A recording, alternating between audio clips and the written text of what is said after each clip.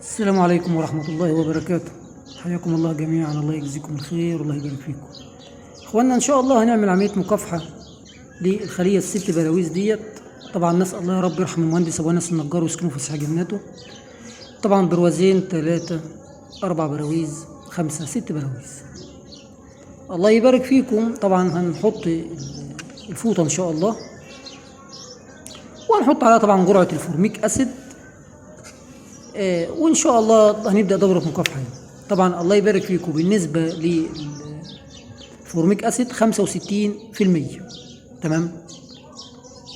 الله يبارك فيكم. ان شاء الله هنحط لكل برواز سنتي ونص، يعني ان شاء الله هنحط للست براويز دول 9 سنتي او 9 مللي زي ما بتسموها من الفورميك اسيد. تمام. طبعا الله يبارك فيكم، دولت 3 سنتي، السرنجه دي 3 سنتي او 3 مللي زي ما بتحبوا تسموها يعني. نحطهم على ان شاء الله على ظهر الفوطه. تمام.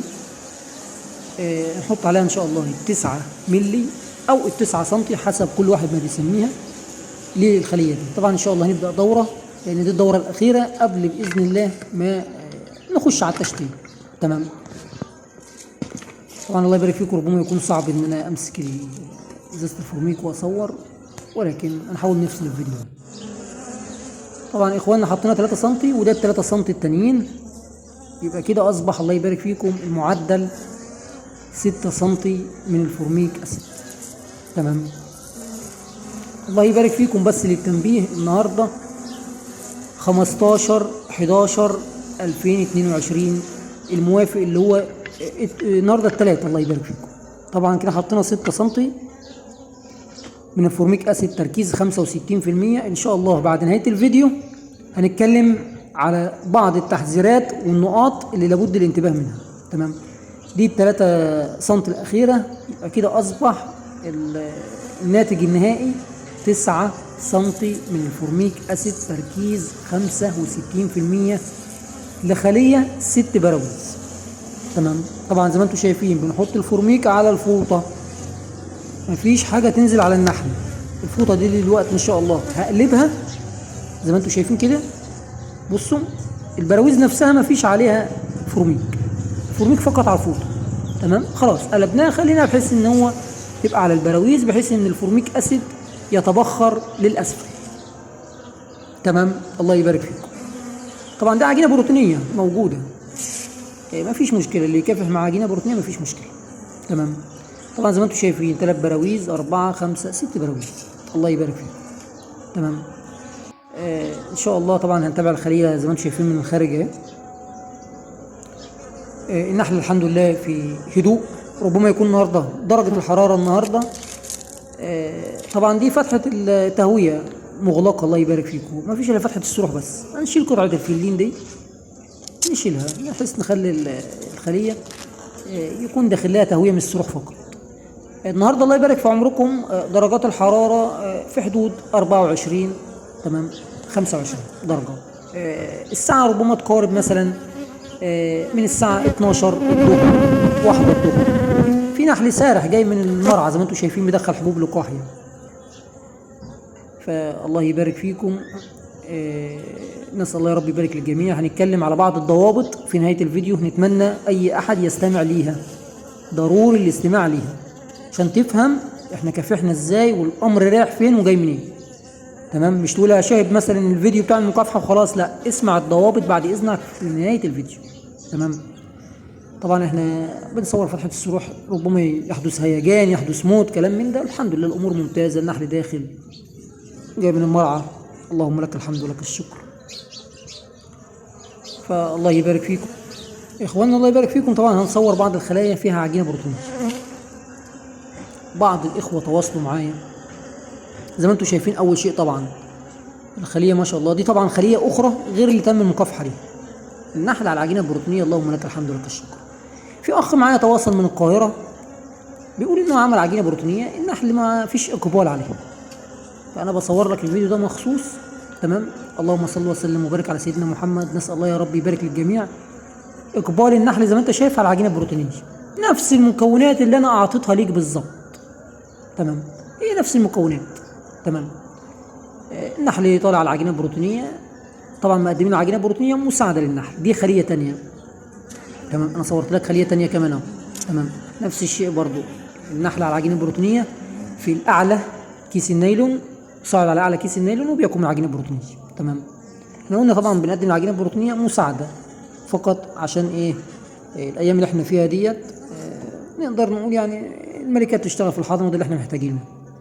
فكده انا صورت لك خليتين يا اخويا، الله يبارك فيك طبعا، واي اخ بيستمع ليها. ودي تالت خليه. تمام، دي طبعا الفوطه اللي بنحطها عشان لما نيجي نكفح فروه بالفورميك اسيد. طبعا الله يبارك في عمرك، صورت لك زي ما انت شفت اهو 3 خلايا محطوط فيهم عجينه بروتينيه. اقبال النحل، اللهم بارك يا رب، ونسال الله يا رب يبارك للجميع، اللهم امين يا رب العالمين. اقبال النحل زي ما انت شايف على عجينه بروتينيه. تمام، نفس التركيبه اللي احنا بنديها لاي اخ بيتواصل معايا سواء على الواتساب او سواء على اليوتيوب او في اي مكان، هي نفس التركيبه اللي انا بعملها في منحلي بقولها للاخوان. مشكورين، شكرا جزيلا.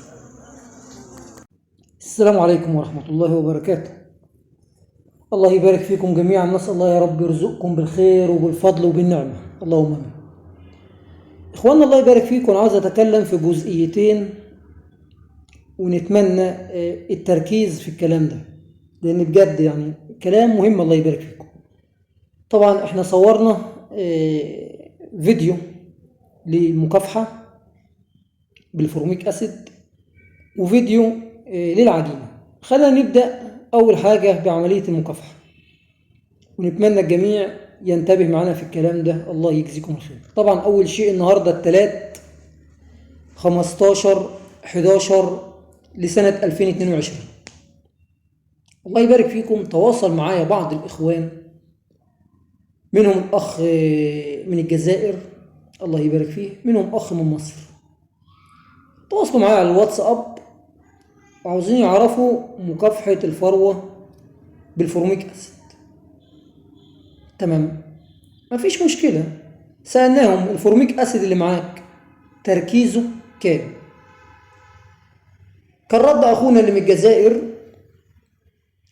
انه ما يعرفش التركيز بتاع الفورميك اسيد. طب هنا مشكله، هنا مشكله. انا هديك جرعه بناء على ايه؟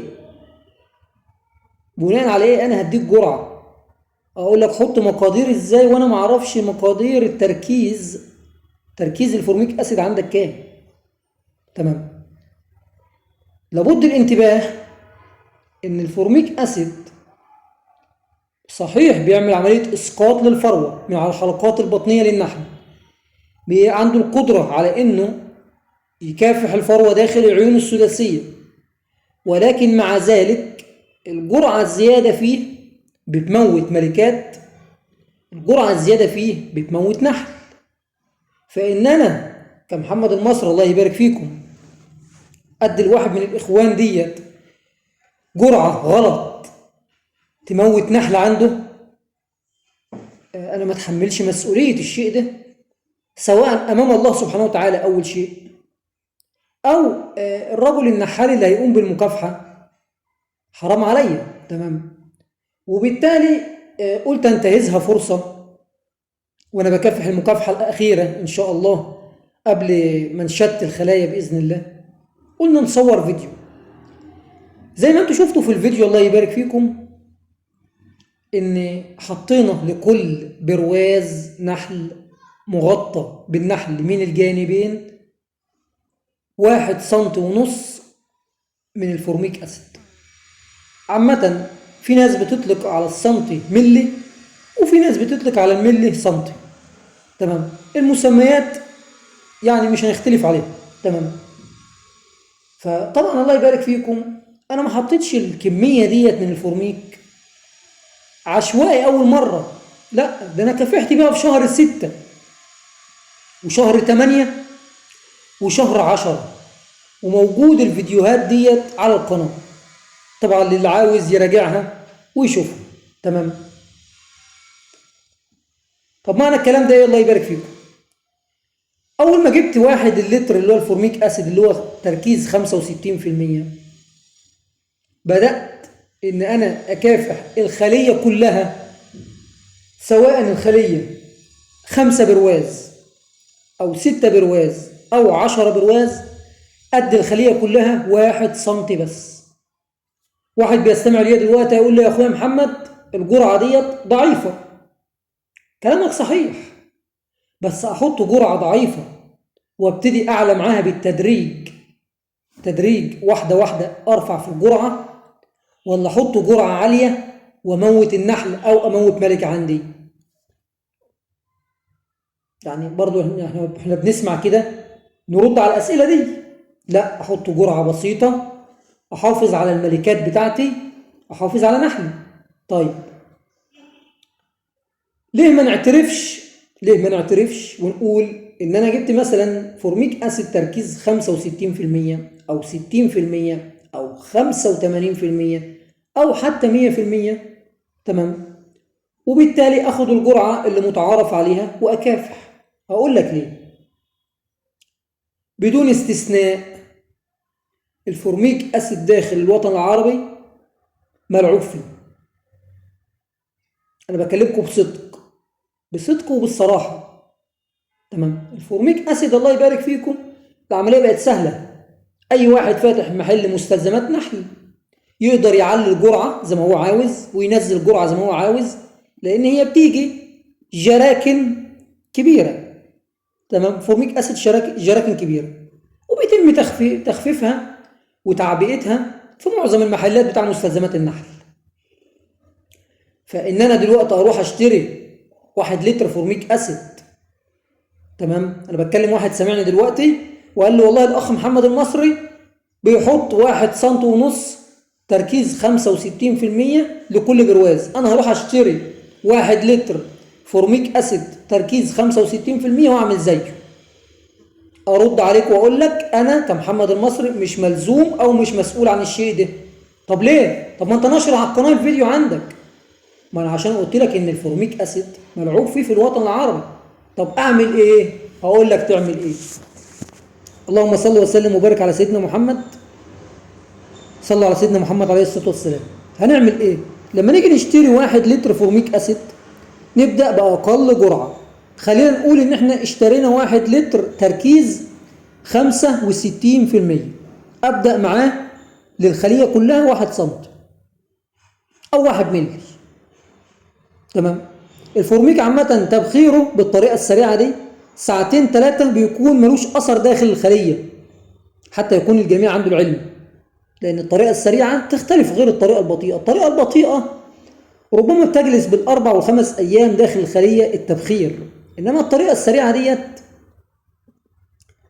الله يبارك فيكم ساعتين 3 تفتح الخليه خلاص الفورميك قضى مفعوله، تمام. فبالتالي انا هحط 1 سم تركيز 65% للخليه كلها، واضع ورقه مدهونه بالفوزلين او زيت دوار الشمس او زيت الزيتون حسب المتاح عندك انت كراجل نحال. انا مش عاوز اشق عليك، حطها اسفل البراويز، وحط ال1 سم او ال1 مللي فورميك اسيد على القمم البراويز زي ما انا شفته في الفيديو كده، او على الفوطه، واقفل الخليه وانتظر ساعتين، ثم افتح الخليه وافحصها. افحص الخليه واحده واحده. اول حاجه عاوزك تلاحظ هل موجود موت في النحل، لان الامور كويسه الحمد لله، مفيش موت في النحل، ممتاز. ادور على الملكه موجوده على البرواز وبصحه جيده ومفيش مشاكل، نعم، يبقى الحمد لله. يبقى انا كده بقى ابص على ايه بعد كده؟ انظر للورقه اللي انا حاططها مدهونه بالفوزلين او بالزيت دوار الشمس او بزيت الزيتون اسفل الخليه، اشوف نسبه التساقط اللي نزلت على الورقه دي قد ايه. لقيت نسبه التساقط عاليه، تمام، اصبح ان الفورميك اسيد اللي انا جبته وحطيت الجرعه منه اللي هي 1 سم ادى فعاليه وشغال، واللهم لك الحمد، تمام. ابتدي في اللحظه دي اعمم على المنحل كله. انا طبعا اول ما عملت الموضوع ده عملته على ايه؟ على خليه واحده. عندي في المنحل 30 خليه، خلاص ببتدي اعمم على ال 30 خليه، تمام. هيرد عليا برضو واحد من الاخوان او من النحالين هيقول لي الجرعه ديت ضعيفه او جرعه بسيطه. يا اخي احنا مش مستعجلين. احنا مستعجلين ليه؟ احنا مستعجلين ليه؟ الاستعجال وحش. ان انا دلوقتي لسه شاري لتر فورميك اسيد من المحل واروح اقوم ضارب 5 6 10 سم داخل الخليه وموت النحل وموت الملكات وارجع ابكي بعد كده؟ لا يا اخي ما تستعجلش. خليك متريث، خليك في قمه الهدوء. تمام. نتمنى العمل على الشيء ده. يعلم الله انا بقول نصيحه لاخويا والاخت اللي بيستمع لي، لان انا عملت كده في منحلي. تمام. كافحت المنحل كله بالجرعه اللي احنا طبعا بعد ما اتفقنا ان احنا شفنا ملكاتنا شفنا نحلنا، كافحت المنحل كله بالواحد سنتي. تمام. اجي بعديها ب3 ايام 4 ايام مفيش مشكله اروح برضو على خليه واحده. تمام. واحط ورقه اسفل البراويز وقد 2 سم، زودت في الجرعه المره دي 1 سم. تمام. وانتظر برضو 3 4 ساعات واشوف النتائج واشوف الملكه واشوف النحل. كل حاجه كويسه الحمد لله اعمم على المنحل. تمام. لما نيجي الله يبارك في عمركم نعمل 3 4 دورات مكافحه، خلينا نقول مثلا في 17 في 20 يوم. تمام. وابدا بخليه ثم اطمئن عليها وابتدي اعمم على المنحل. تمام. ممكن ان انا اجي في النهايه الاقي نفسي حطيت في الخليه مقدار 5 سم والنحل عندي كويس. اشتغل انا كنحال اشتغل على النتيجه النهائيه.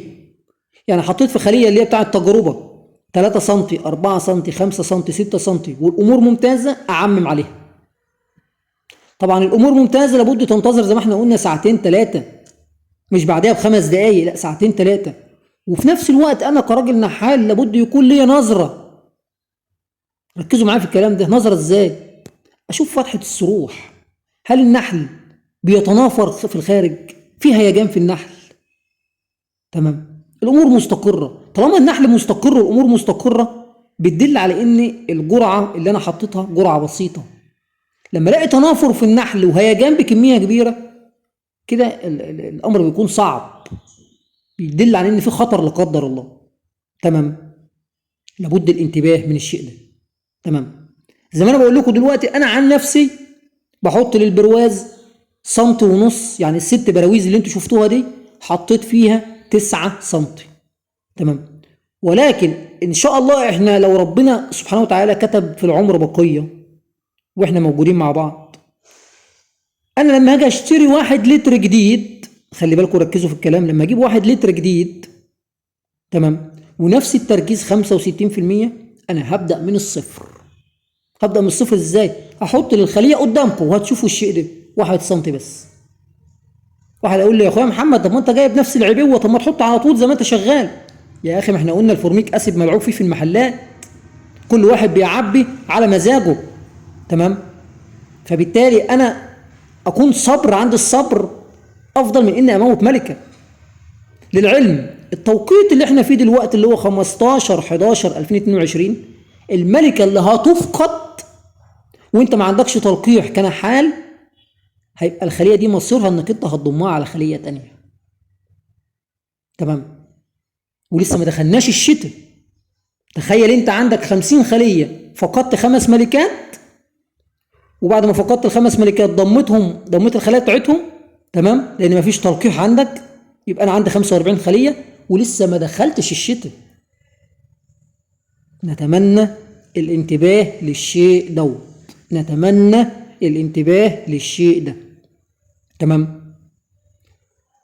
تاني حاجه الله يبارك فيك، واحد يقول لي انا عندي فورميك شاريه مكتوب عليه تركيز 85%، احط جرعه قد ايه؟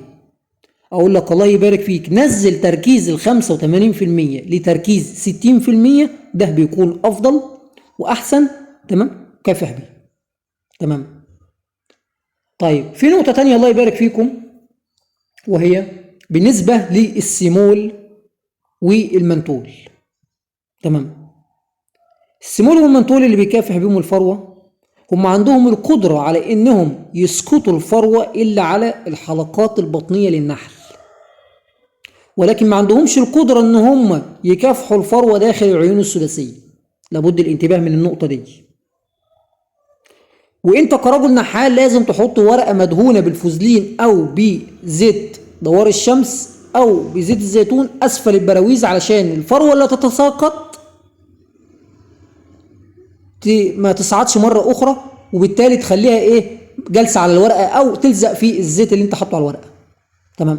انما واحد يقول لي انا حطيت دلوقتي كفاحة السيمول وما بشوفش في ارضية الخلية أنا فروة، هقول لك الفروة هتتساقط وهتصعد مرة تانية. تمام. عكس الفورميك، الفورميك عنده القدرة ان هو يموت الفروة، سواء اللي بتتساقط من على الحلقات البطنية من النحل او اللي داخل العين الثلاثية، عشان بس يكون الكلام واضح. طب واحد يقول لي ما جبتش سيرة الاوكزيليك اسيد ليه؟ الاوكزيليك احنا اتفقنا قبل كده واتكلمنا في الموضوع ده. اوكزيليك اسيد في التوقيت الحالي ما حدش يستخدمه، بالاخص موضوع الاوكزيليك اللي هو اضافته لمحلول سكري ويترش ما بين الممرات النحليه، محدش يستخدمه. احنا عاوزين نحافظ على النحله اليومين دول. تمام. عشان بس يكون الكلام واضح. انا حبيت اتكلم في الموضوع ده لاني تواصل معايا اخ زي ما قلت لكم من الجزائر، واخ من مصر، وزي ما بقول لكم بيقول لي اكافح جرعه قد ايه، وانا اساله التركيز ايه. تمام. حتى هحط لكم صوره العبوه هنا على الفيديو. بيقول لي التركيز انا ما اعرفوش، انا اشتريت الفورميك اسيد اللي جابه لي ما قاليش التركيز كام. تمام. فالموضوع مش سهل يا اخوان، الله يبارك فيكم. تمام. نتكلم فيما يخص موضوع العجين، الله يبارك فيكم، وهو الفيديو الثاني. طبعا فيما يخص موضوع الفورميك، لو احد عاوز اي استفسار في الموضوع ده، سواء كتب تعليق انا تحت امرك، سواء تواصلت معايا على الواتساب هتلاقيه في الوصف، انا تحت امرك برضه. تمام. الله يبارك فيكم. هننتقل بقى ان شاء الله لموضوع العجينه باذن الله اللي احنا صورناه في الفيديو. طبعا الموضوع التاني الله يبارك فيكم هو العجينه. تواصل معايا اخ من جمهوريه مصر العربيه وقال له والله يا اخويا محمد انا عامل عجينه بروتينيه والنحل ما بيسحبهاش او سحب النحل ضعيف عليه. صراحه الامر يعني كان غريب. سالناه على المركبات او التركيبه او المكونات بتاعه العجينه. مكونات العجينه الله يبارك فيكم: سكر مطحون، حبوب لقاح، وضع عليها خميره، ليمون، خل تفاح، يعني عجينه ممتازه. حبوب اللقاح عاملها من المنحل بتاعه من مصدر موثوق منه، يعني هو ضامن الشيء ده. فتكلمت معاه او تحدثت معاه، صراحه استغربت من الامر يعني. فوعدته ان انا ان شاء الله اصور له من منحل بعض الخلايا فيها عجينه بروتينيه متقدمه للخلايا دي، واوري له عليها سحب النحل او اقبال النحل على العجينه البروتينيه. اللهم لك الحمد ولك الشكر يا رب. تمام. فطبعا سواء اخونا دوت او اي احد من الاخوان بيستمع لي، الله يبارك فيكم. بالنسبه للعجينه، سواء عجينه سكريه او عجينه بروتينيه، تمام، النحل علشان يبتدي يسحب من العجينه السكريه او العجينه البروتينيه فيه بعض العوامل لابد يكون متوفره داخل الخلية. هندي على سبيل المثال بعض الامثله. مش هنقول ان في خليه 3 براويز سحبها من العجينه سواء سكريه او بروتينيه زي خليه 7 أو 10 براويز. الكثافه النحليه تختلف، صحيح ولا لا؟ دي اول حاجه. تاني حاجه، داخل البراويز او داخل العيون الثلاثيه وضع الملكه للحضنه، بالاخص الحضنه المفتوحه، ده عامل مهم ان يشجع النحل او يشجع الشغالات ان هي تبتدي تاكل او تسحب كميه كبيره من العجينه سواء سكريه او عجينه بروتينيه. تمام. وتبتدي تحلل العجينه دي، تخففها بالميه وتغذي بيها اليرقات اللي هي الحضنه المفتوحه. طب واحد هيقول لي والله انا عندي خليه 4 براويز منها بس برواز واحد حضنه وال4 براويز عسل وحاطط عجينه للنحل. هرد عليه اقول له العجينه ديت سواء بروتينيه او سواء سكريه، النحل هيسحب منها كميات ضعيفه قليله. طب السبب ايه؟ السبب انك عندك 4 براويز عسل وبرواز حضن. تمام. عكس لما يكون واحد تاني يقول لي انا عندي خليه 5 براويز فيها 3 أو 4 حضنه وواحد عسل، هيكون عنده اقبال النحل على العجينه سواء سكريه او بروتينيه اقبال كبير جدا. تمام. فاحنا لازم نشوف معطيات الخلايا عندنا فيها ايه. ما نجيش نقول العجينه ديت النحل ما هوش شغال عليها وعجينه بايظه واقوم رميها. يا اخي قبل ما ترميها وقبل ما تفكر تقول ان المشكله في العجينه، شوف فيه ايه في الخلايا عندك. هل النحل عندك مخزون من العسل بكميات كبيره؟ هل النحل عندك بيجيب كميات حبوب لقاح من المرعى بكميات كبيره؟ تمام. ده كله لابد انك انت تدرسه قبل ما تفكر ان السبب في العجينه. تمام. الله يبارك فيكم. العجينه البروتينيه اللي انا بعملها للنحل عندي او العجينه السكريه اللي انا بعملها للنحل عندي، تمام، هي اللي احنا بننشرها على القناه. الله يبارك فيكم. انا كمحمد المصري اي شيء بتكلم بيه للنحال سواء على الخاص على الواتساب او على اليوتيوب او في اي مكان انا بعمله في نحلي. ما ينفعش ان انا اعمل في نحلي شيء واقول للواحد نحال شيء تاني، دي ولا ترضي الله سبحانه وتعالى ولا ترضي رسوله صلى الله عليه وسلم ولا ضمير النحال نفسه تسمح له بالشيء ده. انا عملت في منحلي شيء وجاب نتائج معايا، بالتالي بقول للنحال عليها يبتدي ينفذها. تمام. فلا بد بس الانتباه للنقطه دي. تمام. الله يجزيكم الخير. في اخ من الاخوان كتب لي تعليق انا مش متذكر اسمك والله واتمنى يكون سمعني، وقال لي يا اخويا محمد انت عامل فيديو اللي هو في شهر التاسع بتقول 7 كيلو سكر مطحون مقابل 1 كيلو خميرة، ورحمة الله عليه المهندس ابو انس النجار قال ان 3 كيلو خميرة مقابل 7 كيلو سكر. يعني في فرق ما بينك انت يا اخويا محمد ورحمة الله عليه المهندس ابو انس 2 كيلو خميرة. تمام. اخويا الله يبارك في عمرك، والله يا اخي على ما اقول شهيد، وانا مش محتاج احلف لك انت او احد من الاخوان. انا جربت 3 كيلو خميرة على 7 سكر. تمام. اول شيء في الاجواء اللي بتكون فيها درجات حرارة ورطوبة زي شهر 7 وشهر 8 ميلادي، العجينة دي هتكون سايلة لدرجة لا تتخيلها. تمام.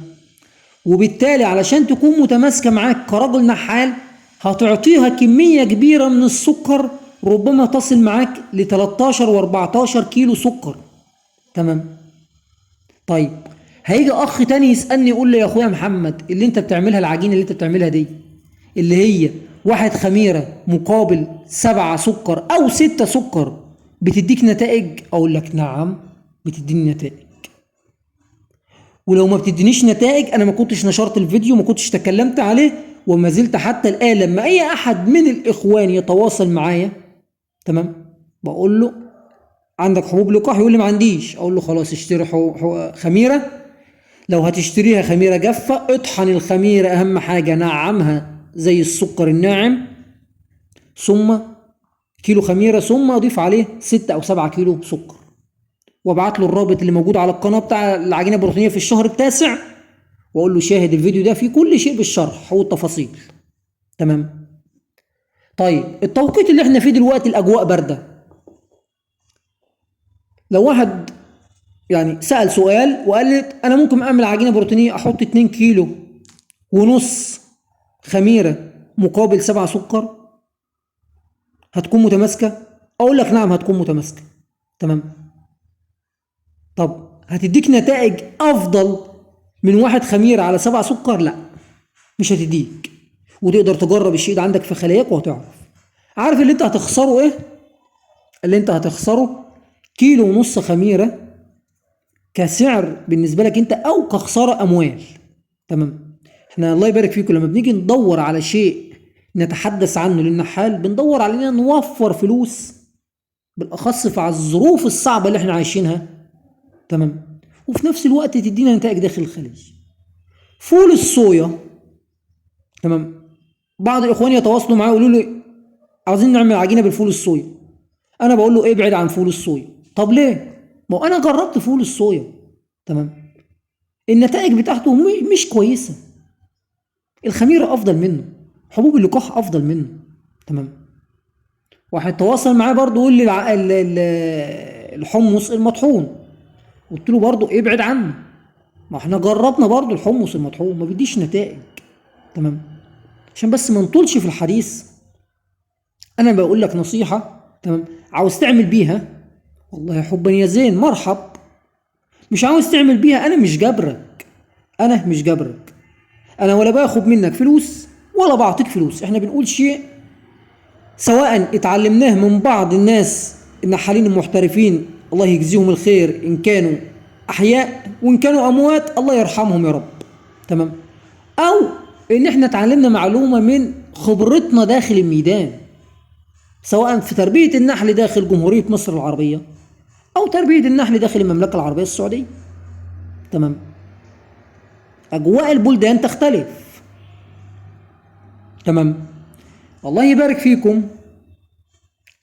واحد هيسالني سؤال برضه، ما احنا بنتكلم على الاسئله اللي بتيجي في عقول بعض النحالين. هيقول لي اخويا محمد انت تخليك شغال على العجينه ديت سواء بروتينيه او سكريه لحد امتى؟ هقول لك انا لحد امتى. الفتره اللي احنا موجودين فيها النهارده 15/11/2022. تمام. انا اتكلم على داخل مصر. الاجواء عندي ما زال النحل يقدر يسحب معاك تغذيه سكريه.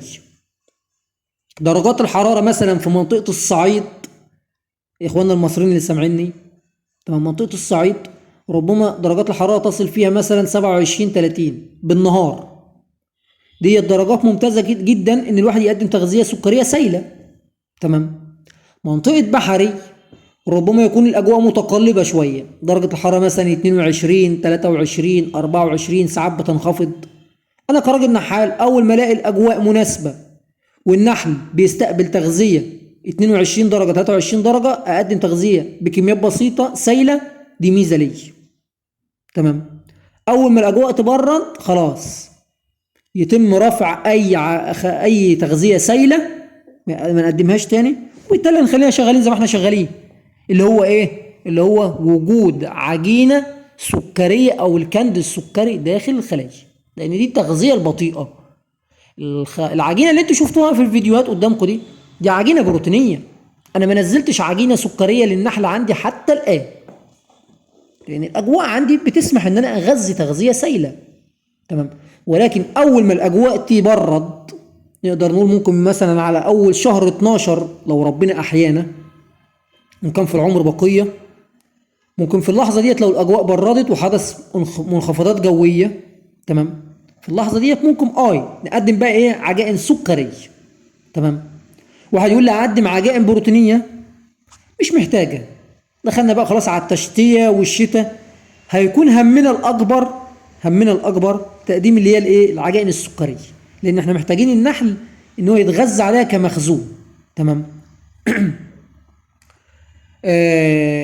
تاني شيء الله يبارك فيكم، وهو في اوقات الشتاء ودرجات الحراره المنخفضه اللي ربما مثلا تصل معانا ل10 ل12 ل7، اتمنى من الجميع محدش يضع اي تغذيه سائله داخل الخلايا.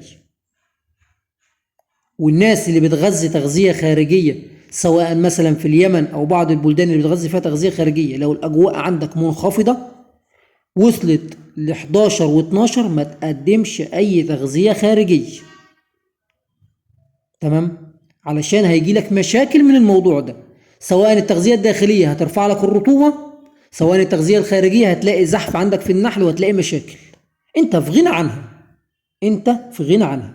تمام. عجينه بروتينيه الله يبارك فيكم في التوقيت الحالي، اي حد ينزل، ساعد الخليه بتاعتك. تمام. في اخت من العراق اتوقع تواصلت معايا، كانت بتسال ان هي عاوزه تضيف في البراويز عسل وتخففه بالميه وتحطه للنحل كمخزون يعني. فطبعا لما الاخت تواصلت معانا في الموضوع دوت قلنا لها والله ما فيش مشكله، بس اهم حاجه تكوني انت واثقه من العسل ده ان هو خالي من اي امراض او فيروسات. لو واثقه من الشيء ده خففيه وقدميه للنحل، طبعا في درجات حراره نقدر نقول فوق ال 23 والنحل يسحبه هيكون ممتاز. تمام، فما فيش مشكله.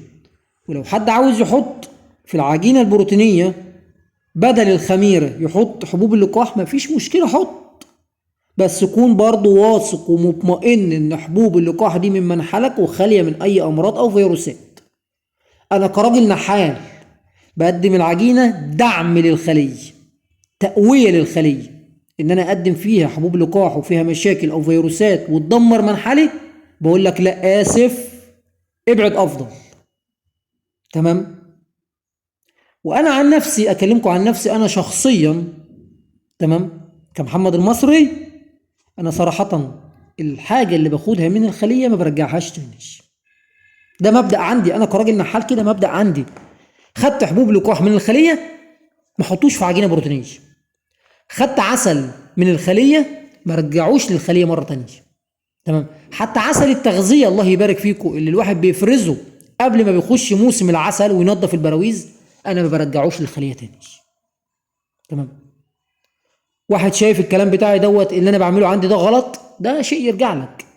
واحد شايف ان هو صحيح ابتعادا عن الامراض والفيروسات، وان بمعنى اصح منتجات الخليه اللي تتاخد ما ترجعش مره اخرى، والله برضو مشكور. انا عن نفسي واخد قاعده، منتجات الخليه اللي انا باخدها من الخليه ما رجعهاش تاني. احط للخليه في بدائل حبوب اللقاح مواد امنه. اقول تاني، مواد امنه. امنه يعني ايه؟ يعني فيها امان، بعيدا عن اي امراض لا قدر الله او اي فيروسات او اي مشاكل. لان احنا مع الاحترام خلينا نتكلم بصراحه، بيكون معظم مناحلنا يجي اوقات من اوقات السنه خليه اصيبت بنزيمه، خليه عندها مشاكل في امراض الحضنه. تمام. انا لما باجي اخش موسم عسل بنظف البراويز دي كلها. تمام. فبالتالي ممكن خليه من ديت تدمر لي منحلي كله، تدمر لي منحله بجد، فدي مشكله. تمام. فالبعد عن كده افضل.